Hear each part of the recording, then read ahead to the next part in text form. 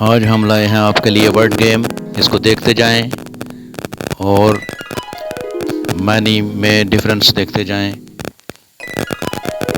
First see word wood, wood mean لکڑی۔ یہی word S کے اضافے کے ساتھ ووڈز، اس کا مطلب ہے جنگل، جنگل۔ ورڈ واٹر، واٹر پانی، پانی۔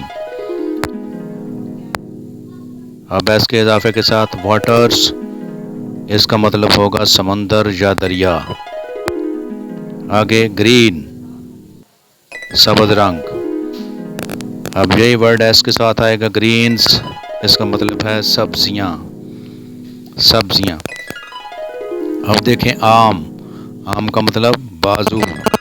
اب یہی ایس کے ساتھ آئے گا آرمز، اس کا مطلب ہے اسلحہ یا ہتھیار۔ اب گڈ، اس کا مطلب اچھا۔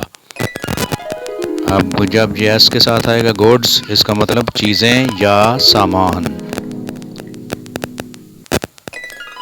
تھینک یو فار واچنگ، شکریہ۔